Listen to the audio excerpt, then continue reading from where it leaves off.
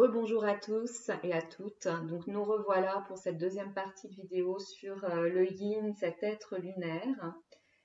Donc j'aborde le quatrième point où, selon moi, le yin est un être très pessimiste. Donc comme il est dans l'évanescence, dans l'éphémère, lorsqu'il retourne dans le passé et dans le futur, ça l'effraie, ça le panique. Comme il n'a aucune confiance en lui, il va toujours rester sur l'interprétation la plus pessimiste d'une situation passée. Donc par exemple, si vous avez rejeté votre yin, votre runner lors d'une dispute, eh bien lui, il va rester là-dessus, il peut rester là-dessus pendant des années, même si vous lui avez demandé 15 fois pardon derrière et envoyé 50 SMS pour lui prouver votre amour. Il ne le fait pas exprès, mais il se laisse facilement emporter, prendre par sa blessure en fait.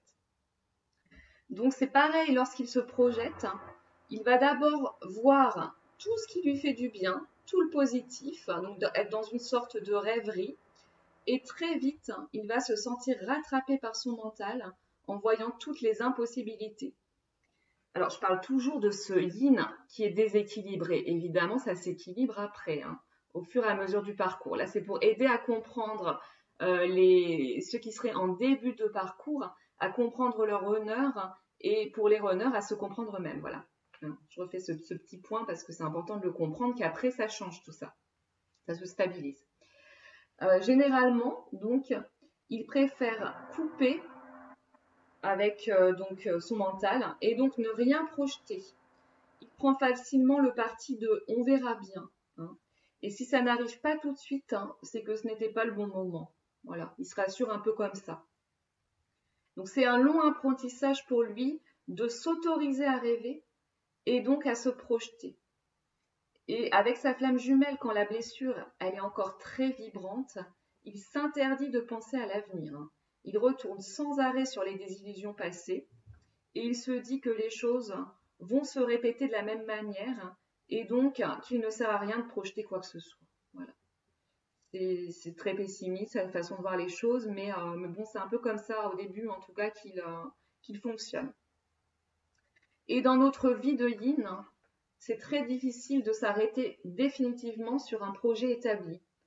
Moi, de mon côté, je peux faire un projet pendant des mois, projeter des choses, enfin voilà, construire quelque chose, et tout effacer, envoyer bouler définitivement en 1 minute. Ça se passe très rapidement. Quand on en a marre, quand on est un peu submergé, qu'on n'y croit plus, on efface tout. Encore une fois, c'est une façon de ne pas laisser de traces. Donc on défait facilement, nous, les yin. La projection, elle est souvent synonyme de peur, même toujours, synonyme de peur et de doute chez lui. Il évite de s'y confronter. Moi, c'est ainsi que je me retrouve très souvent devant le fait accompli, à devoir gérer tout en même temps au dernier moment, quoi. Bon, je pense que ça, c'est pas que propre au yin, ça peut être aussi chez les yang. Mais, pour les voyages, par exemple, moi, ça m'effraie pas mal. Donc, comme ça m'effraie, je peux acheter un billet d'avion des mois à l'avance et vérifier seulement le jour d'avant l'horaire, le terminal, etc., quoi. Donc voilà, parce que je vais repousser le plus possible l'organisation de ça, parce que ça me fait peur. Donc le yin, il évite le plus possible d'affronter les événements de la matière qui le déstabilisent. Donc une lettre, par exemple, de l'administration. Alors je ne sais pas si c'est vrai chez tous les yin. Bon, voilà, moi c'est mon exemple en tout cas. Donc je peux recevoir une lettre de l'administration et elle peut rester fermée pendant 1 an, facilement. Parce que trop angoissante, trop matérielle. Alors imaginez dans ce cas certains messages qu'on peut recevoir, que certains yin reçoivent de leur yang, qui peuvent être vraiment anxiogènes, dès lors que le yang demande au yin de se projeter, en fait. Donc moi, pour ma part, mon yang a compris ça, donc il ne le fait pas. Il l'a compris dès le départ. Donc il m'a jamais trop fait des messages comme ça, mais je sais que c'est vrai pour certains yang qui projettent beaucoup sur leur peur. Et le yin est incapable de prendre ça en charge, clairement, parce que lui-même n'arrive pas à se projeter et à se stabiliser. Donc faites attention les yang, quand vous envoyez un message à votre yin de ne rien projeter, de rester factuel hein, si vous avez des dossiers matériels à régler, à traiter avec lui.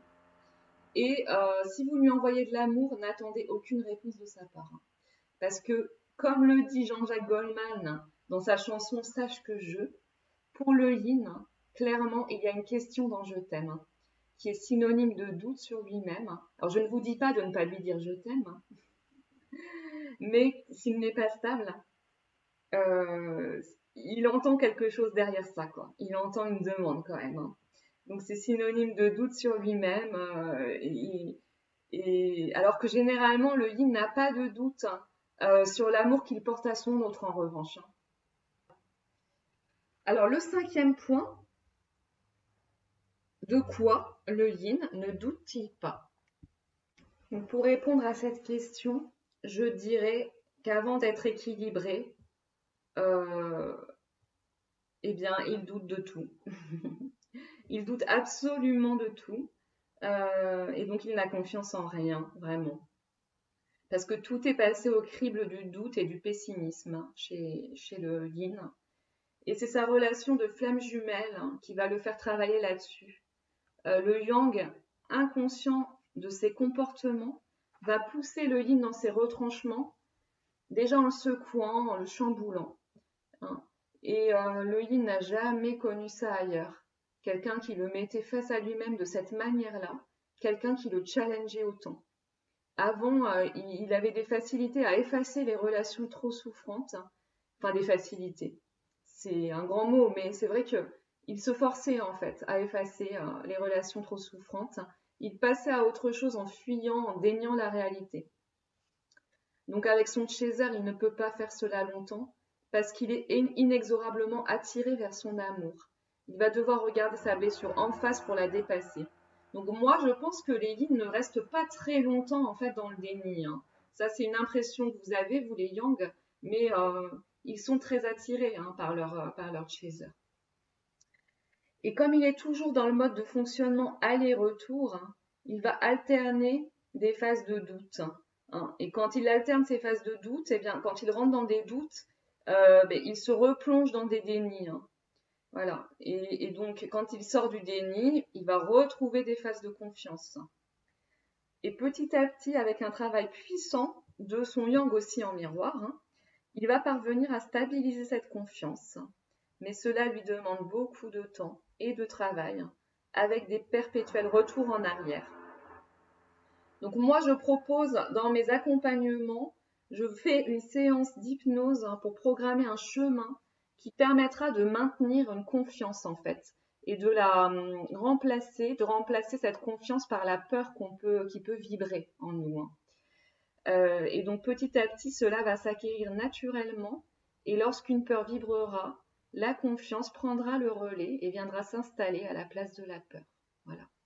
Ça, c'est un travail qui se fait sur l'inconscient en programmant de nouveaux fonctionnements. Donc, je sais que c'est aussi un apprentissage à faire pour le yang, hein, de se faire confiance et surtout aussi de faire confiance à son autre et au lien. Je vois ça beaucoup dans les commentaires, hein, les yang qui n'ont pas confiance en leur autre. Mais, cher yang, soyez sûr que votre yin avance.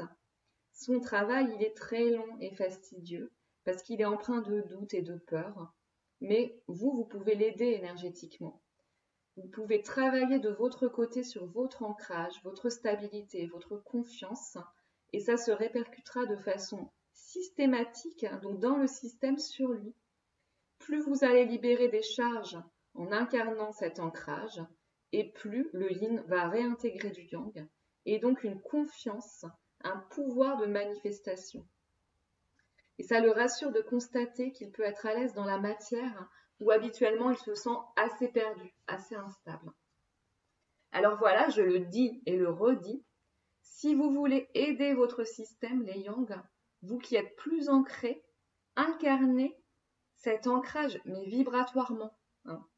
On ne vous demande pas d'avoir 50 000 € sur votre compte, d'avoir un toit, enfin voilà, non. C'est un ancrage qui est vibratoire, d'accord ? Un ancrage de confiance en vous, de stabilité. Offrez cela à votre yin qui lui ne l'a pas de manière innée. Hein.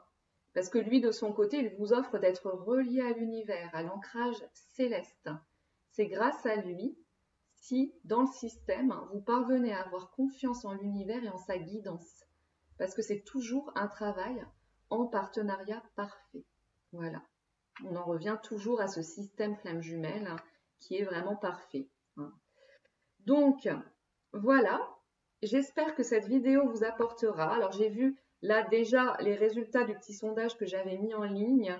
Et effectivement, les abonnés auraient plus tendance à vouloir savoir comment aider leur yin. Donc là, je vous ai déjà donné des pistes dans cette vidéo. Voilà, vous pouvez déjà le comprendre ces phases de doute, hein, d'instabilité, et vous essayez de stabiliser tout ça en vous ancrant.